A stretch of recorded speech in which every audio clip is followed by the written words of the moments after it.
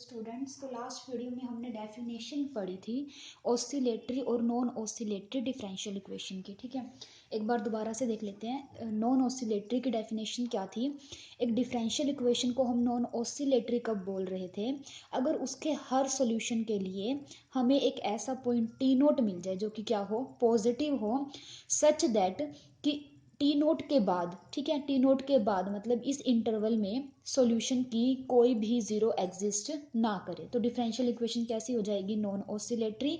अगर हमें ऐसा कोई भी टी नोट नहीं मिल रहा तो हमारे पास जो डिफरेंशियल इक्वेशन है उसे हम क्या बोलेंगे, ऑसिलेटरी डिफरेंशियल इक्वेशन। ठीक है, अब हमने एक नोट भी पढ़ा था कि जीरोज होती हैं जो नॉन ऑसिलेटरी डिफरेंशियल इक्वेशन की, वो क्या होती हैं, फाइनाइट होती हैं। ठीक है, अब देखो हम एग्जांपल करेंगे जिसमें हमें बताना है कि डिफरेंशियल इक्वेशन ऑसिलेटरी है या फिर नॉन ऑसिलेटरी है। ठीक है, तो देखो मैं इसी में करके दिखा देती हूँ, नोट्स आपके पास हैं।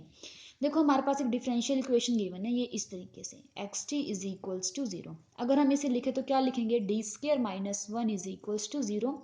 यहाँ से हमारे पास दो रूट आ जाएंगे, तो इस तरीके की इक्वेशन का सोल्यूशन हम किस तरीके से लिखेंगे, C one e raise to power t plus C two e raise to power minus t. ठीक है, ये हमने सॉल्यूशन लिख दिया।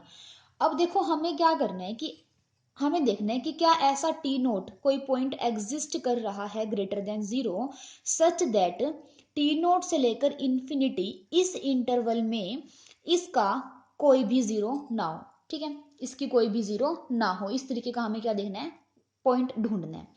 अब देखो आपको पता है कि जो एक्सपोनेंशियल फंक्शन होते हैं ये कभी भी जीरो वैल्यू नहीं लेते। ठीक है, अब अगर ये फंक्शन जो है ये जीरो वैल्यू नहीं लेगा तो हमारे पास क्या हो जाएगा कि कोई भी पॉइंट हम ले लेंगे जिसमें क्या बनेगा, ये फंक्शन कभी भी जीरो नहीं बनेगा, मतलब इसकी हमें कोई भी जीरो नहीं मिल रही। देखो अगर हम टी नोट को जीरो लेते हैं तो डेफिनेशन में क्या है कि T note greater than zero होना चाहिए, तो आप वन ले लो। ठीक है, कुछ भी ले लो। तो अब देखो इस अगर मैं इंटरवल बनाऊं वन से लेकर इन्फिनिटी तक का, इस इंटरवल में इसकी कोई भी जीरो लाई नहीं कर रही। क्यों नहीं कर रही, क्योंकि ये फंक्शन कभी भी जीरो बनेगा ही नहीं, और जीरो हमने डेफिनेशन पढ़ी थी, जीरो क्या होती है कि टी की जगह हम क्या पॉइंट रखें कि जो ये फंक्शन है जीरो बन जाए, सॉल्यूशन है जो। ठीक है, बट यहाँ पे हमें ऐसा कोई पॉइंट नहीं मिल रहा कि हम यहाँ टी की जगह रखें और आंसर हमारे पास क्या आ जाए, जीरो आ जाए। तो इस वजह से हमें हमारे पास एक पॉइंट मिल गया, टी नोट से हमने क्या ले लिया, वन ले लिया। देखो जीरो भी ले सकते थे बट जीरो इस वजह से नहीं लिया क्योंकि डेफिनेशन में ग्रेटर देन जीरो था। ठीक है, तो यहाँ पे वन ले लिया। तो हमें तो जस्ट एक पॉइंट ढूंढना है कि इसके बाद वाले इंटरवल में हमें कोई भी इसकी जीरो ना मिले, और वो हमें मिल गया। तो इट मीन्स जो डिफरेंशियल इक्वेशन थी कैसी हो जाएगी, दिस इज नॉन ऑसिलेटरी। ठीक है, होप आपको समझ में आ गया होगा। अब देखो नेक्स्ट एग्जांपल देखते हैं इसी तरीके से। देखो ये है डिफरेंशियल इक्वेशन हमारे पास गिवन है, हम क्या करेंगे, डी की फॉर्म में लिखा, यहाँ से रूट निकाले तो प्लस माइनस आयोटा आ गई। ठीक है, अगर रूट इमेजनरी होते हैं तो हमें पता है हम सोल्यूशन कोस और साइन के फॉर्म में लिखेंगे, तो एक्स टी क्या आ जाएगा, a cos T plus B sine T. ठीक है, अब देखो हम क्या करेंगे, यहाँ केस डिस्कस करेंगे। एक बार ए को जीरो लेंगे, बी नॉन जीरो लेंगे, और एक बार ए को नॉन जीरो लेंगे, बी को जीरो लेंगे। ठीक है, उस तरीके से देखो हमने मान लिया सबसे पहले ए और बी दोनों, we can assume that A and B are non zero constant, non zero constant मान ली। देखो केस यहाँ से डिस्कस कर रहे हैं, अगर ए हमारे पास जीरो हो जाता है तो उस केस में एक्स टी क्या बनेगा, बी साइन टी। ठीक है, देखो ए और बी को एक साथ जीरो नहीं, मतलब एक साथ जीरो नहीं ले रहे, ये वाला केस नहीं ले रहे, हम क्या ले रहे हैं, क्योंकि अगर ये केस लेते तो ट्रिवियल सॉल्यूशन बन जाएगा ना। ठीक है, तो हम ले रहे हैं ए को जीरो और बी को नॉन जीरो। ठीक है, बी को नॉन जीरो। अब देखो सोल्यूशन हमारे पास क्या था, X T is equals to A cos T plus B sine T. ठीक है, अब हमने केस लिया A zero B non zero, अगर ए को जीरो लेंगे तो हमारे पास एक्स टी क्या बन जाएगा, बी को बी साइन टी। अब हमें पता है बी नॉन जीरो है, अगर हम जीरो देखें तो जीरो क्या होता है, टी की वो वैल्यू रखें यहाँ पर कि ये किसके इक्वल आ जाए, जीरो के इक्वल आ जाए। तो देखो बी तो हमारे पास दो नंबर है, देखो ये और ये, इनकी प्रोडक्ट जीरो है, तो या तो बी जीरो होगा या साइन टी जीरो होगा, बट बी को हम कैसा लेकर चले हैं, नॉन जीरो, तो इसका मतलब यहाँ से साइन टी क्या आ जाएगा, जीरो। और साइन टी कब जीरो होता है, एन मल्टीपल ऑफ पाई पे। ठीक है, तो यहां से टी की वैल्यू एन पाई आ गई, मतलब एन पाई पे जो फंक्शन है वो क्या बनेगा, जीरो बनेगा। ठीक है, एन बिलोंग करता है इंटीजर से।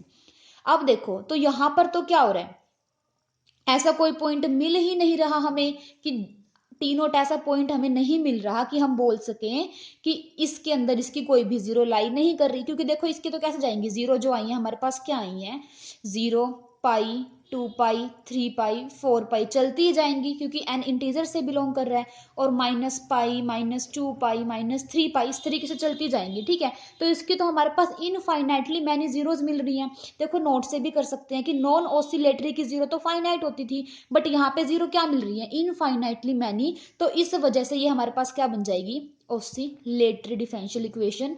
कौन से केस में देखा हमने, जब बी नॉन जीरो था और ए जीरो था। ठीक है, क्योंकि देखो इनफाइनाइटली मैंने जीरो मिल रही है और ऐसा कोई भी पॉइंट टी नोट नहीं मिल रहा हमें कि हम बोल सके कि इस इंटरवल के अंदर इस सॉल्यूशन की जीरो नहीं है। ठीक है, अब देखो नेक्स्ट क्या करते हैं, ए को नॉन जीरो लेते हैं और बी को जीरो लेते हैं, तो सोल्यूशन किस में कन्वर्ट हो जाएगा, X T is equals to A cos T. अब इसकी जीरो देखेंगे तो इसको इक्वल्स टू जीरो रख दिया। अब ए तो नॉन जीरो है तो क्या होगा, कोस टी जीरो होगा। अब कोस टी कब जीरो होता है, cos t odd multiple of पाई/2 होता है ना। ठीक है, तो यहां से हमारे पास क्या आएगा, टी की वैल्यू आ जाएगी 2n+1 पाई/2।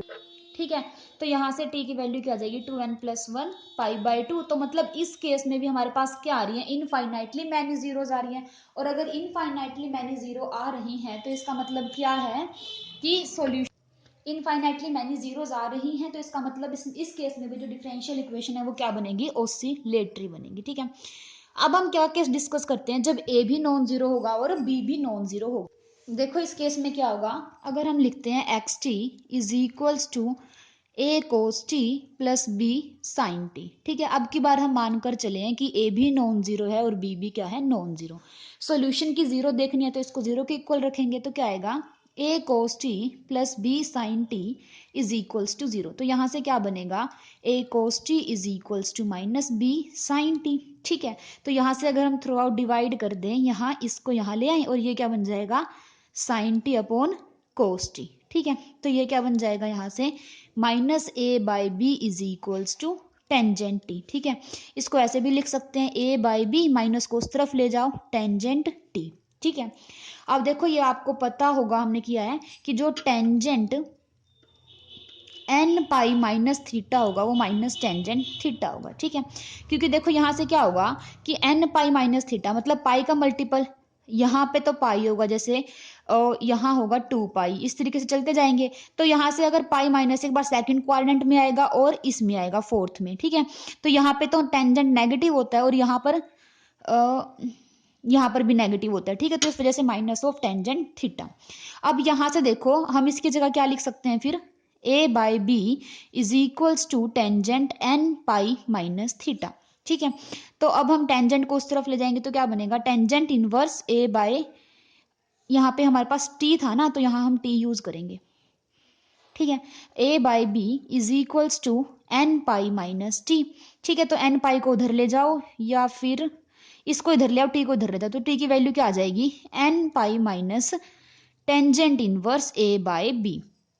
अब देखो टी के कितनी मतलब कितनी वैल्यू आ रही है हमारे पास, इनफाइनाइटली मैनी। क्यों, क्योंकि जो n है अगेन यहाँ बिलोंग करेगा इंटीजर से, तो यहां से देखो कितनी जीरो आ रही है, इनफाइनाइटली मैनी। टी की कितनी वैल्यू आ रही है, मतलब टी की इन सभी वैल्यूज के लिए सॉल्यूशन हमारे पास किसके इक्वल बन रहा है, जीरो के इक्वल बन रहा है। तो इस केस में भी जो हमारे पास जीरोज आई हैं, सॉल्यूशंस की जीरोज आई हैं, वो कैसी आई हैं, इनफाइनाइटली मैनी। तो सभी केस डिस्कस कर लिए, सभी में सॉल्यूशंस की जीरो इनफाइनाइटली मैनी आ रही हैं। तो इसका मतलब जो गिवन डिफरेंशियल इक्वेशन होगी हमारी वो कैसी होगी, ऑसिलेटरी होगी। ठीक है, इसके बाद इस टॉपिक में एक थ्योरम और है, वो नेक्स्ट वीडियो में कवर करके और फिर हम नेक्स्ट स्टार्ट कर देंगे टॉपिक।